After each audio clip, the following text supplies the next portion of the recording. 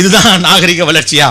கொஞ்சம் ஆங்கிலம் பேசுவது, தேவையான அளவுக்கு அறிவை பெற்றிருப்பது, உலக நாடுகளுக்கு பயணிப்பது, உலகத்துடைய எல்லா விஷயங்களையும் ஒரு சேர தெரிந்து வைத்து டீ கடை முக்கில் உட்காந்து வெட்டியா பேசிட்டு இருக்கிறது, இதுதான் நாகரிகம். வாட் இஸ் கால் நாகரிகம்?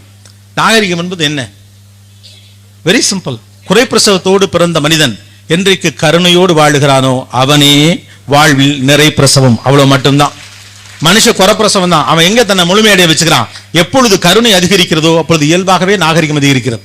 எனக்கு மட்டும் உணவு போதுமா, அடுத்தவனுக்கு வேண்டாமா என்று எண்ணக்கூடிய ஒரு மனசுதான் ஆட்டோமேட்டிக்காக நாகரிகத்தை நோக்கி நகர்த்தி கொண்டே போகிறது. அதனாலதான் மனுஷன் நாகரிகமானவன். விலங்குகளை விட மனிதன் நாகரிகமானவன் என்று சொல்லப்படுவதற்கான காரணம் என்ன அப்படின்னா, அது பசி வந்தா உயிரெடுக்கும். உயிரே போனாலும் அடுத்தவனை கொல்லக்கூடாங்கிற எண்ணம் இருக்கிற வரைக்கும் நீங்களும் நானும் நாகரிகமானவன். அவ்வளவு மட்டும்தான். எல்லாரும் பிறக்கையில பிரசவம். நீங்க நாகரிகமான மாறுவதோ கருணையின் நடக்கிறது.